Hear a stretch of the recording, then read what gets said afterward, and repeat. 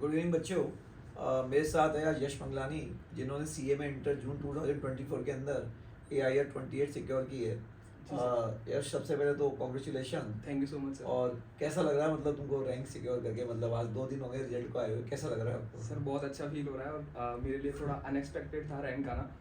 Sir बहुत मेहनत करी थी सर इसके लिए। लेकिन हमने सोचा था कि हम बस पास हो जाए, हमारे लिए एनफ रहेगा।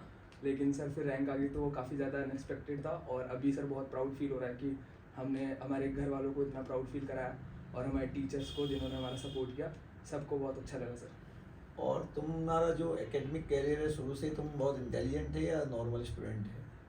हाँ sir, according to grade sir मैं थोड़ा अबव एवरेज रहा हूँ शुरू से। और मैंने सर हमेशा यही भरोसा किया है कि अगर आप पढ़ाई करते हो तो सर रिजल्ट्स आपके आते हैं। तो सर यही मैंने शुरू से अपनी थिंकिंग रखी है सर। अच्छा, मतलब तुम, और जैसे आपका 12th में कितना परसेंटेज था? सर 12th में मेरी 89% थी। 89 हाँ परसेंटेज सर। थी।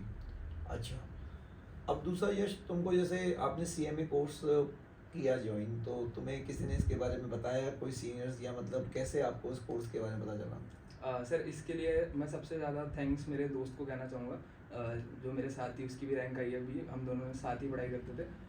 सर उस दोस्त के थ्रू ही मुझे पता लगा था कि CMA कोर्स है और हम परस्यू कर सकते हैं। उसने मुझे कहा था कि हम सर बीकॉम के बाद में हम कंफ्यूज थे कि हमें कौन सा करियर चूज़ करना चाहिए, हमें MBA के लिए जाना चाहिए, हमें कोई प्रोफेशनल कोर्स करना चाहिए। तो उसी के कहने पर और थोड़ा रिसर्च मैंने मेरी करके हमने डिसाइड किया था कि हम CMA कोर्स करेंगे सर। अच्छा, और आज हम दोनों ही अच्छे नंबर से पास हो गए और रैंक आ गई, तो हम दोनों मुझे तो बहुत तुम प्राउड दोनों है दोस्तों की खास बात यह है कि दोनों कोचिंग में साथ आए थे, जी और जी सर। दोनों एक ग्रुप के लिए आए थे, लेकिन हाँ तुमको सर, मोटिवेट आपकी करके, वजह बहुत ग्रुप करके, और आज तुम दोनों ने ही रैंक लगाई है। मतलब एक बहुत अच्छी बात है, दोनों खास दोस्तों ने रैंक लगाई है। जी जी सर। अच्छा, तुम्हारे लिए जो पढ़ाई का मतलब शेड्यूल रहता है, जैसे वो तो मुझे पता है कि क्लास के अंदर तो तुम डेली बेसिस पे अपना होमवर्क करना, मतलब पूरा एक्टिव थे, मतलब जी ऐसा नहीं कह सकते कि एक्टिव नहीं है, तुमने सारे टेस्ट दिए हैं। जी सर। बाकी तुम्हारी जो पढ़ाई की स्ट्रेटेजी रहती थी, हम्म। क्योंकि सबसे बड़ी प्रॉब्लम है कि जैसे मैं आपको कोई चीज़ समझा रहा हूँ तो समझ में सबको आएगा, जी सर। है ना? रिटेंशन और प्रेजेंटेशन, जी ये सर। 2 बड़ी चीज़ें होती है। तो तुमने रिटेंशन और प्रेजेंटेशन के लिए क्या स्ट्रेटेजी अपनाई? मतलब कुछ ऐसी कोई शार्प स्ट्रेटेजी थी कि लास्ट का 1 महीना मैं भूल जाऊंगा, या मुझे प्रेजेंटेशन कैसे देना है? हाँ सर, यही सर, काफ़ी बच्चे सोचते भी ऐसा और हमारे साथ भी यही प्रॉब्लम थी कि हम यही सोचते थे कि हम लास्ट के वन मंथ के अंदर क्या प्रिपेयर करेंगे, क्या हमारी स्ट्रेटेजी होगी। लेकिन सर मैं इसके लिए सबसे ज़्यादा थैंक्स आपको करना चाहूँगा, क्योंकि सर आपकी जो गाइडलाइन जो आपकी ग्रुप पे आती रहती थी नोटिफिकेशन की, अब आपको ये तैयार करना है, अब आपको ये सब्जेक्ट की प्रिपरेशन करनी है और अब आपका इस सब्जेक्ट का टेस्ट होगा। सर हमने प्योरली उसी गाइडलाइन को फॉलो करा और सिर्फ सर आप पे ही भरोसा रखा कि सर जैसा कह रहे हैं वैसा कर लेते हैं और हम अच्छे नंबर से पास हो जाएंगे, जो भी हमने सोचा उस टाइम पे। लेकिन हमने प्रेशर नहीं लिया, हमने ये सोचा कि जैसा सर कह रहे हैं और हम फ्लो के साथ चलेंगे, प्रोसेस के साथ चलेंगे और सर के कहने पर ही हम जो हमारी स्टडीज़ है वैसी स्ट्रेटेजी बनाएंगे सर। तो हमारी कोई ऐसी डिफरेंट स्ट्रेटेजी नहीं थी, जैसा सर आप कहते थे हम वैसा ही करते थे। और मैं बच्चों को भी यही सजेस्ट करूँगा कि सर जो आपको वही करते रहें। तो अच्छा, इनका मैं एक आपको ये कहना चाहूँगा कि जैसे पेपर जब हो रहे थे तो नो डाउट आपको पता है कि सबके 2 पेपर ऐसे आते हैं जो मैंने पहले ही मेंटली बच्चों को मैं प्रिपेयर कर देता हूँ कि 2 पेपर ऐसे आएंगे जो एक तो आपका बिगड़ेगा और दूसरा आपको रुलाएगा, तो वो हमने इनको पहले से ही मेंटली प्रिपेयर कर रखा था। जी सर। और ऐसा हुआ भी होगा कि 2 पेपर जी आपके सर। कोई ना कोई आता है, वो हाँ हमेशा सर। है, आप कितना भी कर लो। लेकिन मैंने एक चीज़ नोटिस की कि क्योंकि हम लोगों का ग्रुप बना हुआ है, जैसे आज मान लो पेपर हुआ, पेपर बिगड़ा, तो जनरली क्या होता है, बच्चा अपसेट हो जाता है कि मैं कल का पेपर नहीं दूंगा, ये हो गया और वो हो गया, ऐसा हो जाएगा। लेकिन इन लोगों के मतलब ग्रुप में इतने हंसी मजाक वाले मैसेज रहते थे, मतलब आज पेपर हुआ, पेपर बिगड़ा भी, और आप फिर भी एक मतलब एक जोक में हो, तो एक बहुत अच्छी बात है अपने आप को कूल रखना। जी सर। क्योंकि वो जो 3 घंटे में जिस बच्चे ने अपने आप को प्रेशराइज कर लिया ना, तो किसी भी हालत में परफॉर्म नहीं करेगा। तो मैं मेरे स्टूडेंट्स को, या जो भी अभी मेरे जो आप लोग मुझे देख रहे हैं, मेरी पर्सनल एडवाइस है, क्योंकि हम लोग बच्चे को मेंटली बहुत स्ट्रांग बनाते हैं, इस पर बहुत वर्क करते हैं, और यही कारण है कि सचिन क्लासेस की लास्ट 5 ईयर में 64 AIR आई है। आपको मेंटली बहुत स्ट्रांग होना पड़ेगा।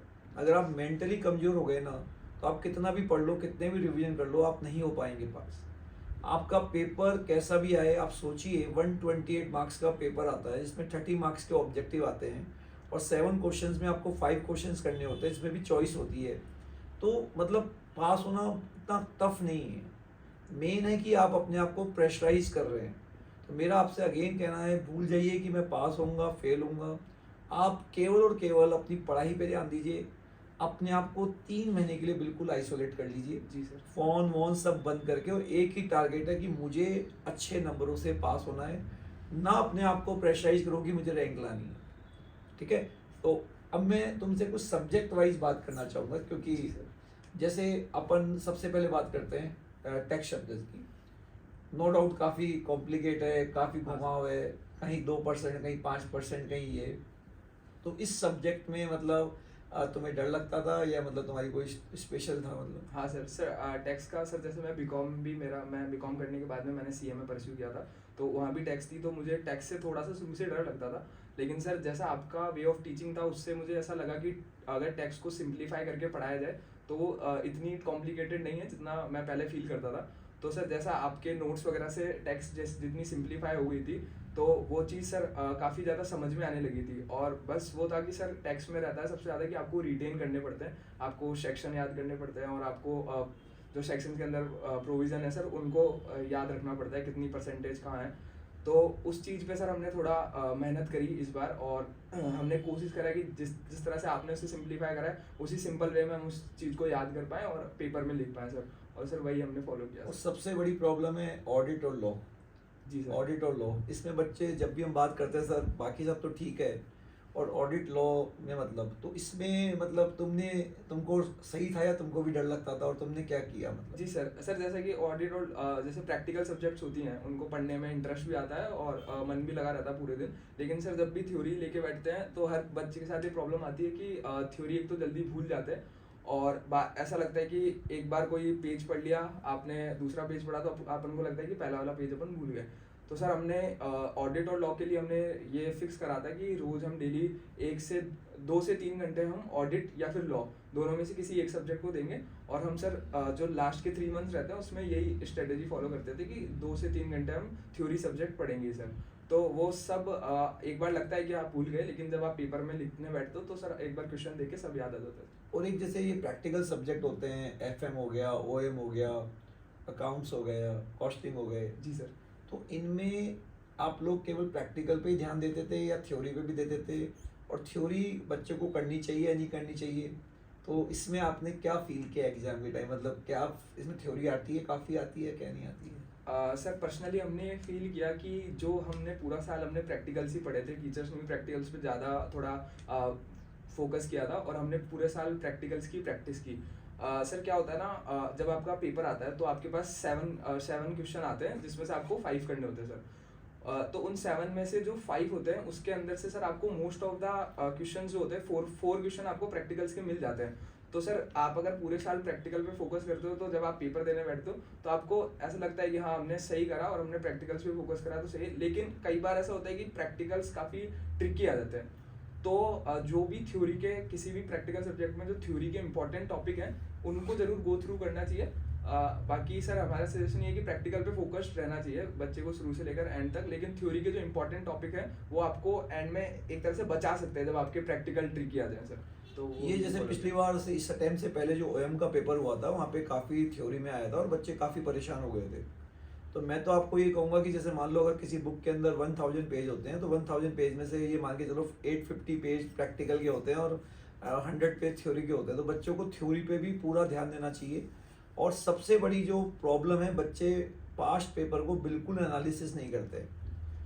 बच्चा ये सोचता है कि वही थोड़ी आएगा। ऐसा नहीं है, बच्चे वो नहीं आएगा, ये बात बिल्कुल सही है कि वो नहीं आएगा, लेकिन एक आइडिया लग जाता है कि कितने मार्क्स का थ्योरी आता है, कितना प्रैक्टिकल आता है, थ्योरी में क्या पूछता है, क्या नहीं पूछता, ऑब्जेक्टिव का पैटर्न कैसा आता है और कैसा नहीं आता। तो आपको पेपर जरूर देखना चाहिए।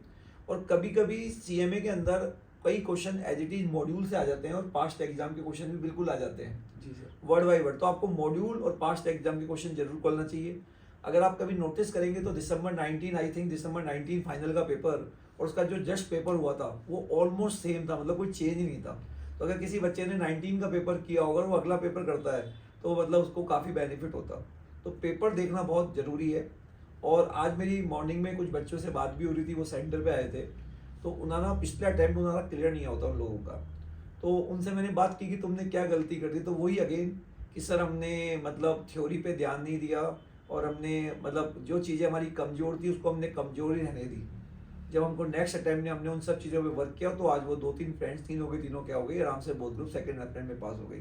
तो मेरी पर्सनल राय है कि आपको थ्योरी पे ज़रूर ध्यान देना चाहिए, उसको लाइटली लेना चाहिए और प्रैक्टिकल क्वेश्चन की जितनी ज़्यादा प्रैक्टिस करो उतनी करनी चाहिए। जी सर। मॉड्यूल स्कैनर आप करते थे या नहीं करते थे? जी सर, मैं मॉड्यूल और स्कैनर दोनों हमने जब एंड के 3 मंथ्स में पढ़ाई कर रहे थे, हमने मॉड्यूल जो सीएमए मॉड्यूल है वो पूरा कंप्लीटली गो थ्रू किया था।